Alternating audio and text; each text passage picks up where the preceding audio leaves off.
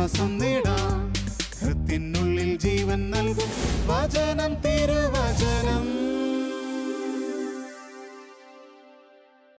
മിശിഹായിൽ സ്നേഹമുള്ള സഹോദരരെ, വിശുദ്ധ പത്രോസിൻ്റെ ഒന്നാമത്തെ ലേഖനം 4-ാമത്തെ അധ്യായം 1 മുതലുള്ള വാക്യങ്ങളിൽ നാം ഇപ്രകാരം വായിക്കുന്നു: ശരീരത്തിൽ പീഡനമേറ്റ ക്രിസ്തുവിൻ്റെ മനോഭാവം നിങ്ങൾക്ക് ആയുധമായിരിക്കട്ടെ. എന്തെന്നാൽ ശരീരത്തിൽ സഹിച്ചിട്ടുള്ളവൻ പാപത്തോട് വിട വാങ്ങിയിരിക്കുന്നു. അവൻ ശരീരത്തിൽ ജീവിക്കുന്നിടത്തോളം കാലം മാനുഷിക വികാരങ്ങൾക്ക് അടിമപ്പെട്ടല്ല, ദൈവഹിതത്തിന് ഒത്താണ് ജീവിക്കുന്നത്. തിരുസഭയുടെ ചരിത്രത്തിലെ വിശുദ്ധാത്മാക്കളുടെ ജീവിതങ്ങൾ, ജീവചരിത്രങ്ങൾ പഠനവിധേയമാക്കുമ്പോൾ നമുക്ക് മനസ്സിലാക്കാൻ സാധിക്കുന്നതും, എന്നാൽ ഈ കാലഘട്ടത്തിൻ്റെ മാനവ സംസ്കാരം ഒട്ടും വിലമതിക്കാൻ ഇഷ്ടപ്പെടാത്തതുമായ ഒരു ആത്മീയ അമൂല്യ സമ്പത്തിനെക്കുറിച്ചുള്ള വ്യക്തമായ സൂചനയെ ഈ വചനത്തിലൂടെ പരിശുദ്ധാത്മാവ് നമുക്ക് നൽകുന്നത്. ശരീരത്തിൽ പീഡനമേറ്റ ക്രിസ്തുവിൻ്റെ മനോഭാവം നിങ്ങൾക്ക് ആയുധമായിരിക്കട്ടെ. എന്തെന്നാൽ ശരീരത്തിൽ സഹിച്ചിട്ടുള്ളവൻ പാപത്തോട് വിട വാങ്ങിയിരിക്കുന്നു. സ്നേഹമുള്ളവരെ, ക്രൈസ്തവ ജീവിതമെന്ന് പറയുന്നത് ഒരു പോരാട്ടത്തിൻ്റെ ജീവിതമാണ് എന്ന് ദൈവത്തിൻ്റെ വചനവും തിരുസഭയുടെ ചരിത്രത്തിലെ വിശുദ്ധാത്മാക്കളും നമ്മെ വ്യക്തമായി കൃത്യമായി ഓർമ്മപ്പെടുത്തുന്നുണ്ട്. ഒരേ സമയം 2 യുദ്ധമുഖങ്ങളിൽ യുദ്ധം ചെയ്യുവാൻ വിളിക്കപ്പെട്ടിരിക്കുന്നവരാണ് ഓരോ ക്രിസ്ത്യാനിയും എന്ന തിരുസഭയുടെ പവിത്രമായ പ്രബോധന പാരമ്പര്യം നമ്മെ ഓർമ്മപ്പെടുത്തുന്നത്. എഫെസൂസ് ലേഖനം 6-ാം അധ്യായം 10 മുതലുള്ള വാക്യങ്ങളിൽ ഈ യുദ്ധത്തെക്കുറിച്ചുള്ള ആത്മീയ സമരം യുദ്ധം എന്ന ഒരു അർത്ഥമുള്ള പദമാണ് അപ്പോസ്തലൻ ഉപയോഗിക്കുന്നത്. അവസാനമായി കർത്താവിലും അവിടുത്തെ ശക്തിയുടെ പ്രാഭവത്തിലും കരുത്തുള്ളവരാകുവിൻ. സാത്താൻ്റെ കുടിലതന്ത്രങ്ങളെ എതിർത്തു നിൽക്കുവാൻ ദൈവത്തിൻ്റെ എല്ലാ ആയുധങ്ങളും ധരിക്കുവിൻ. എന്തെന്നാൽ നാം മാംസത്തിനും രക്തത്തിനും എതിരായിട്ടല്ല, പ്രഭുത്വങ്ങൾക്കും ആധിപത്യങ്ങൾക്കും ഈ അന്ധകാര ലോകത്തിൻ്റെ അധിപന്മാർക്കും സ്വർഗീയ ഇടങ്ങളിൽ വർത്തിക്കുന്ന തിന്മയുടെ ദുരാത്മാക്കൾക്കും എതിരായിട്ടാണ് പടവെട്ടുന്നത്. അതിനാൽ ദൈവത്തിൻ്റെ എല്ലാ ആയുധങ്ങളും ധരിക്കുവിൻ. ആവർത്തിച്ച് പറയുക, എല്ലാ ആയുധങ്ങളും ധരിക്കുവിൻ. എന്താ ആയുധം? വചനം പറയുക, ശരീരത്തിൽ പീഡനമേറ്റ ക്രിസ്തുവിൻ്റെ മനോഭാവം നിങ്ങൾക്ക് ആയുധമായിരിക്കട്ടെ. സ്നേഹമുള്ള സഹോദരരെ, പൈശാചിക ശക്തികൾക്കെതിരെയുള്ള അഥവാ പാപകരമായ സ്വാധീനങ്ങൾക്കെതിരെയുള്ള യുദ്ധമാണ് നീ നടത്തുന്ന ജീവിത അഥവാ ആത്മീയ യുദ്ധത്തിൻ്റെ 1-ാമത്തെ പോർമുഖമെങ്കിൽ അവിടെ നീ എടുക്കേണ്ട ആയുധമെന്ന് പറയുന്നത് വചനം കൃത്യമായിട്ട് പറയുക, രക്ഷയുടെ പടത്തൊപ്പി അണിയുകയും ദൈവവചനമാകുന്ന ആത്മാവിൻ്റെ വാൾ എടുക്കുകയും ചെയ്യുവിൻ.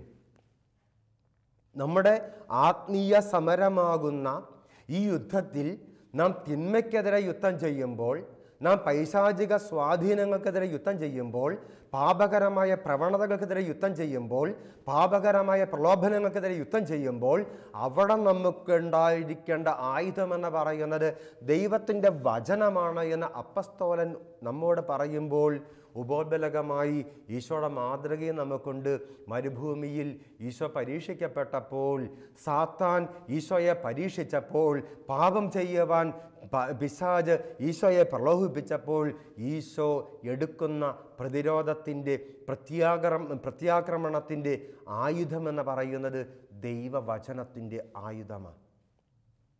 സ്നേഹമുള്ളവരെ, സഭാപിതാക്കന്മാരിലേക്ക്, പൗരാണിക സഭയിലെ, ആദിമസഭയിലെ പിതാക്കന്മാരുടെ ജീവിതത്തിലേക്ക് ചെല്ലുമ്പോൾ നമുക്ക് കാണാൻ സാധിക്കും, ദൈവത്തിൻ്റെ വചനം സുവിശേഷ വചനങ്ങൾ, ബൈബിളിലെ വാക്യങ്ങൾ ആവർത്തിച്ചുരുവിട്ടുരുവിട്ടുരുവിട്ട് പ്രാർത്ഥിച്ച് തങ്ങളുടെ ആന്തരികതയിൽ വിചാരങ്ങളായി, തെറ്റായ തിന്മയുടെ ആഗ്രഹങ്ങളായി, ചിന്തകളായി, തോന്നലുകളായി പൊന്തി വന്നിരുന്ന പാപത്തിൻ്റെ, പിശാചിൻ്റെ സാന്നിധ്യങ്ങളെ തോൽപ്പിക്കുവാൻ, യുദ്ധം ചെയ്യുവാൻ, അരിഞ്ഞുകളയുവാൻ അവർ ഉപയോഗിച്ച ദൈവവചനമാകുന്ന വാള്. സ്നേഹമുള്ളവരെ, ജീവിത വിശുദ്ധിക്ക് വേണ്ടിയുള്ള പരിശ്രമമാകുന്ന ആത്മീയ സമരത്തിൽ നമുക്ക് 2 പോർമുഖങ്ങളുണ്ട് എന്ന് ദൈവത്തിൻ്റെ വചനവും സഭയുടെ പാരമ്പര്യവും സഭയുടെ പ്രബോധനങ്ങളും നമ്മെ പഠിപ്പിക്കുമ്പോൾ, ഒന്നാമത്തെ പോർമുഖമാണ് ഈ പാപത്തോടുള്ള യുദ്ധമെന്ന് പറയുന്നത്, തിന്മയോടുള്ള യുദ്ധമെന്ന് പറയുന്നത്, പിശാചിനോടുള്ള യുദ്ധമെന്ന് പറയുന്നത്, പ്രലോഭനങ്ങളോടുള്ള യുദ്ധമെന്ന് പറയുന്നത്. ഈ പ്രലോഭനത്തോട്, പിശാചിനോട്, പാപത്തോടുള്ള യുദ്ധത്തിൽ നമ്മെ സഹായിക്കുന്നത് വേറെ ഒന്നുമല്ല, ദൈവത്തിൻ്റെ വചനം മാത്രമാണ്. പാപത്തിനും തിന്മയ്ക്കും പ്രലോഭനങ്ങൾക്കും എതിരെയുള്ള യുദ്ധത്തിൽ നമ്മെ സഹായിക്കുന്നത് ദൈവത്തിൻ്റെ വചനമാണ്. ഈ ബൈബിളിലെ വാക്യങ്ങൾ, ദൈവവചനം വായിക്കുവാൻ, ദൈവവചനത്തിലെ വാക്യങ്ങൾ ആവർത്തിച്ചുരുവിട്ടുരുവിട്ട് പ്രാർത്ഥിക്കുവാൻ, അങ്ങനെ നിരന്തരം ദൈവവചനം കൊണ്ട് ആദിമ നൂറ്റാണ്ടിലെ സന്യാസ സഭാപിതാക്കന്മാർ പറഞ്ഞിരുന്നു, റൂമിനേറ്റിംഗ് ദ വേർഡ് ഓഫ് ഗോഡ് എന്ന് പറഞ്ഞാൽ ദൈവവചനത്തെ അയവിറക്കുക. നീ വായിച്ച വചനഭാഗത്തിൽ നിന്ന് നിനക്ക് ഓർത്തെടുക്കാവുന്ന വചനഭാഗങ്ങൾ ആവർത്തിച്ചുരുവിട്ടുരുവിട്ടുരുവിട്ട് നിൻ്റെ വിചാരങ്ങളും, നിൻ്റെ വികാരങ്ങളും, നിൻ്റെ ആഗ്രഹങ്ങളും, നിൻ്റെ തോന്നലുകളും, നിൻ്റെ ഭാവനകളും എല്ലാം ഈ വചനത്താൽ, വചനമാകുന്ന ജലത്താൽ, വചനമാകുന്ന വിശുദ്ധ ജലത്താൽ നീ വിശുദ്ധീകരിക്കപ്പെടണം. ദൈവവചനത്താൽ നീ വിശുദ്ധീകരിക്കപ്പെടണം. അതിനെ നമ്മൾ വായിക്കുന്നുണ്ട്. എഫേസോസ് ലേഖനം 5-ാം അധ്യായത്തിൻ്റെ 25, 26 മുതലായ വാക്യങ്ങളിൽ നമ്മൾ വായിക്കുകയും ക്രിസ്തു സഭയെ സ്നേഹിക്കുകയും അവളെ വിശുദ്ധീകരിക്കുവാൻ വേണ്ടി തന്നെ സമർപ്പിക്കുകയും ചെയ്തതുപോലെ അവൻ സഭയെ വിശുദ്ധീകരിക്കുന്നതിന് ജലം കൊണ്ട് കഴുകി വചനത്താൽ വെണ്മയുള്ളതാക്കി. ദൈവവചനം അത് വിശുദ്ധമായ ജലമാണ്, അത് വിശുദ്ധീകരിക്കുന്ന ജലമാണ്. മാലിന്യങ്ങൾ, അശേഷമില്ലാത്ത മാലിന്യങ്ങളെ കഴുകി നീക്കുന്ന വിശുദ്ധ ജലമായി ദൈവവചനം.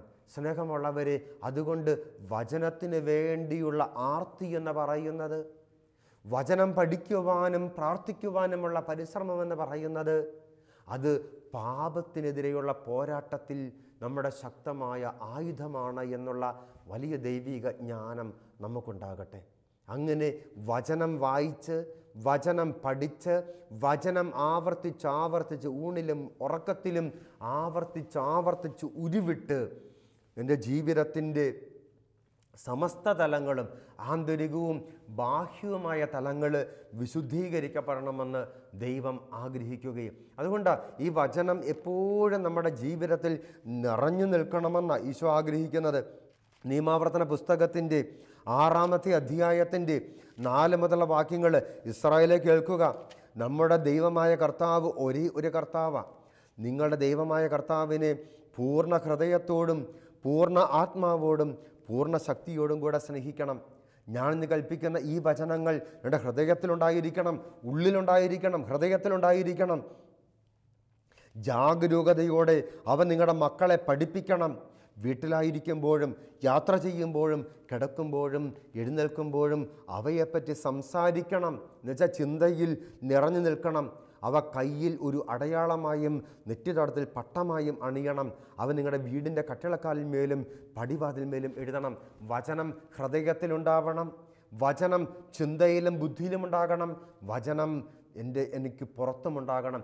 എൻ്റെ ഉള്ളിലും എൻ്റെ അകത്തും എൻ്റെ അകത്തും എൻ്റെ പുറത്തും, എൻ്റെ ഉള്ളിലും എനിക്ക് വെളിയിലും വചനം നിറഞ്ഞു നിൽക്കുന്ന, വചനത്താൽ സമഗ്രമായ ഒരു വിശുദ്ധി സാധ്യമാകുന്ന അവസ്ഥയെക്കുറിച്ച് വചനം നമുക്ക് ഓർമ്മപ്പെടുത്തൽ നൽകുകയാണ്. സ്നേഹമുള്ളവരെ, നമ്മുടെ യുദ്ധത്തിലെ 1-ാമത്തെ പോർമുഖമാണ്.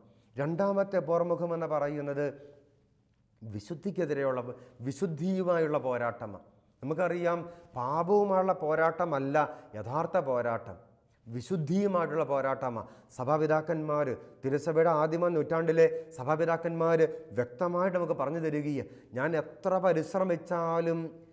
എത്ര പരിശ്രമിച്ചാലും എൻ്റെ വിരലുകൾക്കിടയിലൂടെ വഴുതിപ്പോകുന്ന വിശുദ്ധിയെ പിറകെ ചെന്ന് ആ വിശുദ്ധിയുമായി യുദ്ധം ചെയ്ത് ആ വിശുദ്ധിയെ കീഴ്പ്പെടുത്തി സ്വന്തമാക്കുന്ന ഒരു പോരാട്ടമാണ് ജീവിത വിശുദ്ധിക്ക് വേണ്ടിയുള്ള പോരാട്ടം, അഥവാ വിശുദ്ധ ജീവിതമെന്ന പോരാട്ടം. നമുക്കറിയാം, ഇതിനും പഴയ നിയമത്തിൽ നമുക്ക് ഉപോത്ബലകമായൊരു സംഭവമുണ്ട്. പൂർവ്വ യാക്കോബ് നടത്തിയ മൽപ്പിടുത്തം. യാക്കോബ് ഒരു രാത്രി മുഴുവൻ ദൈവദൂതനമായി മൽപ്പിടുത്തം നടത്തി.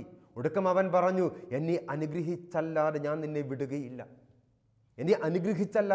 വിടുകയില്ല. അനുഗ്രഹം യുദ്ധം ചെയ്ത് പിടിച്ചു വാങ്ങുന്ന പൂർവ്വപിതാവ യാക്കോബ്. സ്നേഹമുള്ള സഹോദരരെ, ഇത് നമ്മുടെ ആത്മീയ ജീവിതത്തിലെ പ്രബുദ്ധമായ ഒരു മാതൃകയാണ്. ജീവിത വിശുദ്ധി എന്ന് പറയുന്ന ആ മഹത്തായ ലക്ഷ്യത്തിന് വേണ്ടി വിശുദ്ധിയുമായി നാം ഒരു യുദ്ധം ചെയ്യണം. വഴുതിപ്പോകുന്ന വിശുദ്ധിയുടെ പിന്നാലെ ചെല്ലണം. ഞാൻ 1 ശ്രമിച്ചാൽ 9 ശ്രമിച്ചാൽ എനിക്ക് വിശുദ്ധി സ്വന്തമാക്കാമെന്ന് വിചാരിക്കരുത്. വിശുദ്ധി എന്നിൽ നിന്ന് അകന്നകന്നു പോകുന്ന അവസ്ഥയുണ്ടാകും. എന്നാൽ ഈ വിശുദ്ധയുടെ പിന്നാലെ കടന്നു ചെല്ലണം.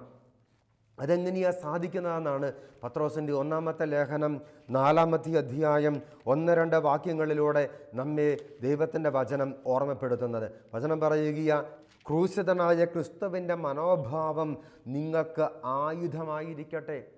ശരീരത്തിൽ സഹിച്ചിട്ടുള്ളവൻ പാപത്തോട് വിട പറഞ്ഞിരിക്കുന്നു. എന്നിട്ട് വിശുദ്ധിയെ സ്വന്തമായി പറയുക, അവൻ ശരീരത്തിൽ ജീവിക്കുന്നിടത്തോളം കാലം മാനുഷിക വികാരങ്ങൾക്ക് അടിമപ്പെട്ടല്ല, ദൈവഹിതത്തിന് ജീവിക്കുന്നത്.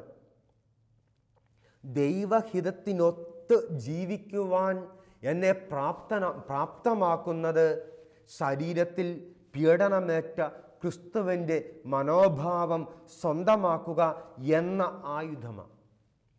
ശരീരത്തിൽ വേദനകളും സഹനങ്ങളും ഏറ്റെടുക്കുക, പ്രായശ്ചിത്ത പ്രവർത്തികൾ ചെയ്യുക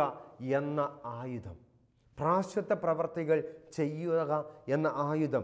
സ്നേഹമുള്ളവരെ, വചനം റോമാലേഖനം 13-ാം അധ്യായം 14-ാമത്തെ വാക്യം, പ്രത്യുത കർത്താവായ ഈശോ മിശിഹായെ ധരിക്കുവിൻ, ദുർമോഹങ്ങളിലേക്ക് നയിക്കത്തക്ക വിധം, വീണ്ടും പഴയ രീതികളിലേക്ക് നയിക്കത്തക്ക വിധം ശരീരത്തെപ്പറ്റി ചിന്തിക്കുക പോലും ചെയ്യരുത്. ശരീരത്തിൻ്റെ ഇഷ്ടങ്ങളെയോ ശരീരത്തിൻ്റെ ആഗ്രഹങ്ങളെയോ ശരീരത്തിൻ്റെ താല്പര്യങ്ങളെയോ ഒരിക്കലും പ്രീതിപ്പെടുത്തരുത്. വ്യക്തമായിട്ട് വചനം നമ്മെ പഠിപ്പിക്കുകയും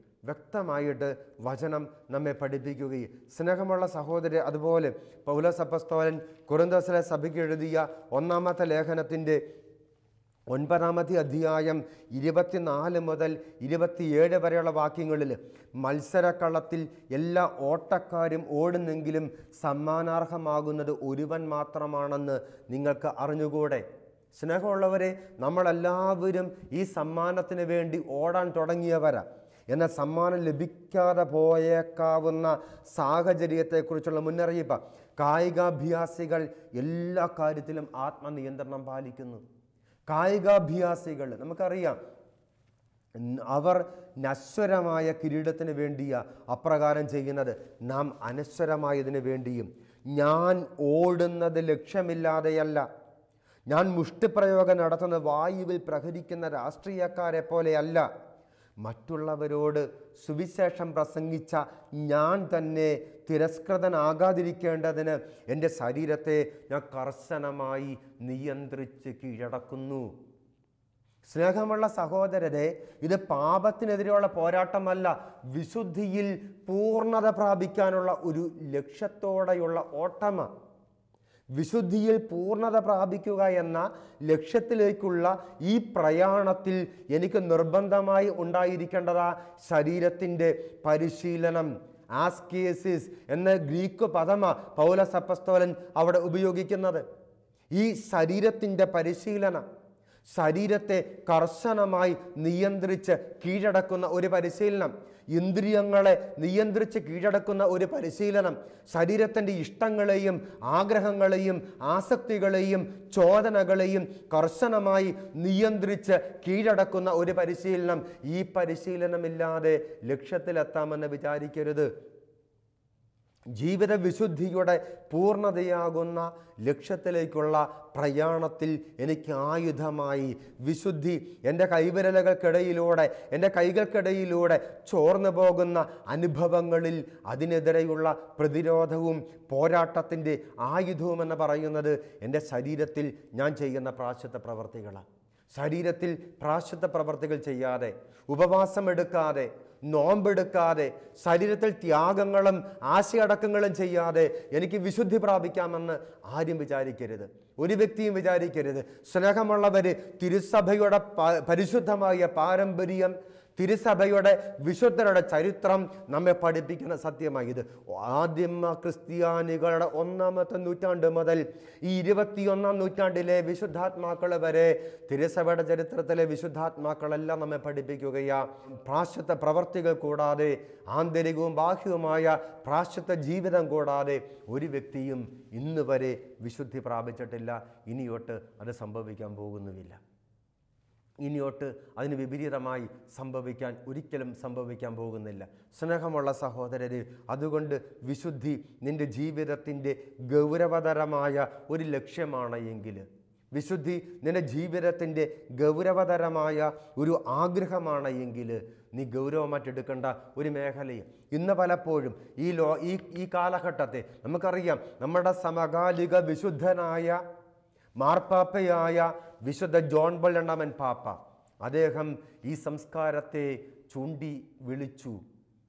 പ്രതിമാനവികതയുടെ മരണ സംസ്കാരം, മരണത്തെ ആഘോഷമാക്കുന്ന ചരമ സംസ്കാരം, ജഡത്തിൻ്റെ ശരീരത്തിൻ്റെ പ്രവണതകളെ ആഘോഷമാക്കുന്ന, കാണാൻ ഇഷ്ടമുള്ളതെല്ലാം കാണുവാനും കേൾക്കുവാൻ ഇഷ്ടമുള്ളതെല്ലാം കേൾക്കുവാനും, ശരീരം കൊണ്ട് ആസ്വദിക്കാൻ ആഗ്രഹിക്കുന്നതെല്ലാം ആസ്വദിക്കുവാനും ആവശ്യപ്പെടുന്ന ഒരു തരം പ്രതിമാനവികതയുടെ മരണ സംസ്കാരം. ഈ സംസ്കാരത്തിൽ നാം ജീവിക്കുമ്പോൾ, ഈ സംസ്കാരത്തോട് താതാത്മ്യപ്പെട്ട് ജീവിക്കാനാണ് നമ്മുടെ ഉദ്യമമെങ്കിൽ മറന്നു പോകരുത്, നാമൊക്കെ ഈ കുത്തൊഴുക്കിൽ ഒഴുകിപ്പോകും. ഈ കുത്തൊഴുക്കിൽ നമ്മുടെ സനാതനമായ മൂല്യങ്ങളും വിശുദ്ധമായ ജീവിത ശൈലികളെല്ലാം നമുക്ക് നഷ്ടമാവുക തന്നെ ചെയ്യും. സ്നേഹമുള്ളവരെ, ഒരു കാലഘട്ടത്തിൽ 19-ാം നൂറ്റാണ്ടിൻ്റെ അവസാനത്തിലും 20-ാം നൂറ്റാണ്ടിൻ്റെ ആരംഭത്തിലും മഹാനായ വലിയ പാശ്ചാത്യ തത്വശാസ്ത്രജ്ഞനായ ഹേഗൽ പറഞ്ഞു, ദൈവവചന പാരായണത്തിൻ്റെ സമയം ഇന്ന് പത്രപാരായണം അപഹരിച്ചിരിക്കുകയാണ് എന്ന്. 20-ാം നൂറ്റാണ്ടിൻ്റെ ഉത്തരാർദ്ധത്തിൽ വലിയ കേരള സഭയിലെ വലിയ ഒരു മെത്രാപ്പൊലിത്തയായിരുന്ന ഗ്രിഗോറിയസ് തിരുമേനി പറഞ്ഞു, ഇന്ന് കുടുംബത്തിലും വ്യക്തികളുടെ ജീവിതത്തിലും പ്രാർത്ഥനയുടെ സമയം TV അപഹരിക്കുകയാണ് എന്ന്. സ്നേഹമുള്ള സഹോദരങ്ങളെ, 21-ാം നൂറ്റാണ്ടിൻ്റെ ഈ കാലഘട്ടത്തിൽ നാം മനസ്സിലാക്കുകയാണ്, നമ്മുടെ വിശുദ്ധ ജീവിതത്തിൻ്റെ എല്ലാ മൂല്യങ്ങളെയും ഇന്ന് മൊബൈലും ഇൻ്റർനെറ്റും ചേർന്ന് മോഷ്ടിച്ച് മാറ്റിക്കൊണ്ടിരിക്കുകയാണ്. സമകാലിക ഇന്ദ്രിയ സുഖങ്ങളുടെ സംസ്കൃതിയുടെ നടുവിൽ, പ്രതിമാനവികമായ ഈ മരണ സംസ്കാരത്തിൻ്റെ പ്രചോദനങ്ങളുടെ നടുവിൽ, ത്യാഗത്തിൻ്റെ, ഇന്ദ്രിയ നിഗ്രഹത്തിൻ്റെ, കാണാൻ ഇഷ്ടമുള്ളതെല്ലാം കാണുവാൻ ആവശ്യപ്പെടുന്ന ലോകത്തോട് കണ്ണിൻ്റെ ത്യാഗം ചെയ്തുകൊണ്ട് 3 തരം ഉപവാസത്തെക്കുറിച്ച് സഭയുടെ പാരമ്പര്യം നമ്മെ ഓർമ്മപ്പെടുത്തുന്നത്. കണ്ണിൻ്റെ ഉപവാസം, അധരത്തിൻ്റെ ഉപവാസം, ഉദരത്തിൻ്റെ ഉപവാസം. കണ്ണടക്കം പാലിക്കുന്ന കണ്ണിൻ്റെ ഉപവാസം, മൗനം പാലിക്കുന്ന അധരത്തിൻ്റെ ഉപവാസം, ഭക്ഷണത്തെ നിയന്ത്രിക്കുന്ന ഉദരത്തിൻ്റെ ഉപവാസം.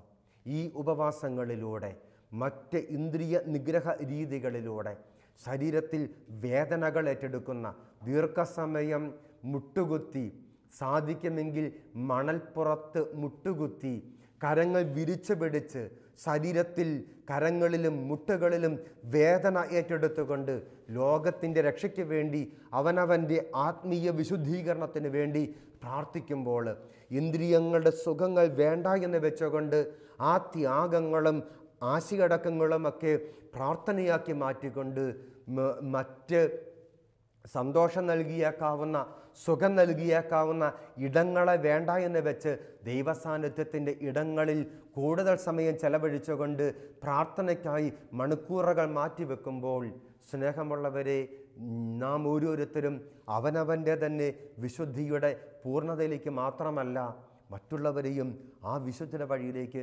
കൈപിടിച്ച് നയിക്കുകയും.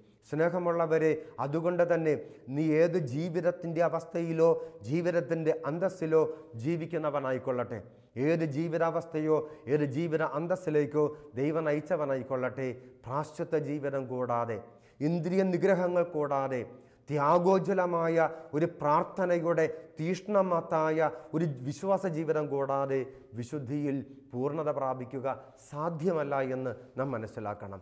ഇന്ദ്രിയങ്ങളെ നിഗ്രഹിച്ചുകൊണ്ട് ശരീരത്തിൽ ത്യാഗമേറ്റെടുത്തുകൊണ്ട് ഉപവാസവും പ്രാശ്ചിത്ത പ്രവർത്തികളും ചെയ്ത് ഞാൻ എൻ്റെ ശരീരത്തെയും മനസ്സിനെയും ഡിസിപ്ലിൻ ചെയ്യുകയും ഞാൻ എൻ്റെ ശരീരത്തെയും മനസ്സിനെയും ക്രമപ്പെടുത്തുകയും സ്വർഗീയമായ ഒരു ജീവിതത്തിന് വേണ്ടി, സ്വർഗീയമായ ഒരു ജീവിതത്തിന് വേണ്ടി ആദിമസഭയിലെ വലിയ സഭാപിതാവായ തെർത്തുല്യൻ പഠിപ്പിക്കുന്നുണ്ട്.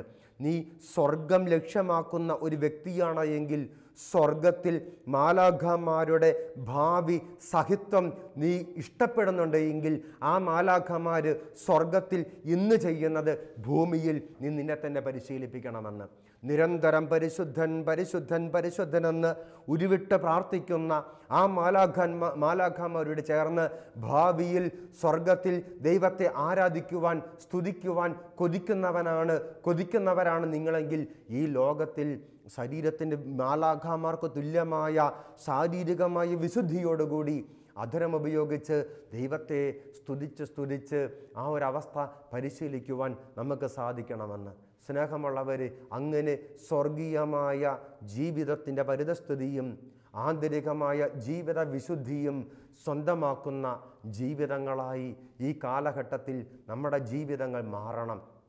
അങ്ങനെ സ്വന്തം ജീവിത വിശുദ്ധി മാത്രമല്ല, സ്വന്തം ജീവിതത്തിൻ്റെ വിശുദ്ധ ജീവിതചര്യകളിലൂടെ അവരുടെ ജീവിതങ്ങൾക്ക് വിശുദ്ധിക്ക് ആവശ്യമായ ഊർജവും ഊഷ്മാവും പ്രചോദനവും പകരുന്ന ജീവിത വിശുദ്ധിയുടെ പ്രഭവ കേന്ദ്രങ്ങളായി നമ്മുടെ ഓരോരുത്തരുടെയും ജീവിതം ഈ കാലഘട്ടത്തിൽ മാറണം. അതിന് രണ്ട് ആയുധങ്ങൾ തിരുസഭയുടെ പവിത്രമായ പാരമ്പര്യം, തിരുസഭയുടെ വിശുദ്ധമായ പാരമ്പര്യം നമുക്ക് നൽകുകയും. ഒന്ന്, പാപത്തിനെതിരെയുള്ള പോരാട്ടത്തിൽ ദൈവത്തിൻ്റെ വചനം, വിശുദ്ധിയുമായുള്ള പോരാട്ടത്തിൽ പ്രാശ്ചിത്ത ജീവിതം. അങ്ങനെ ദൈവവചനത്തെയും പ്രാശ്ചിത്ത ജീവിത ആകുന്ന കുരിശമെടുത്തുകൊണ്ട് ഈശോയുടെ സ്നേഹമാകുന്ന ആ ആലയത്തിലേക്ക് പ്രവേശിക്കുവാൻ നമുക്ക് സാധിക്കട്ടെ. ദൈവം നമ്മെ അനുഗ്രഹിക്കട്ടെ. ആമേൻ.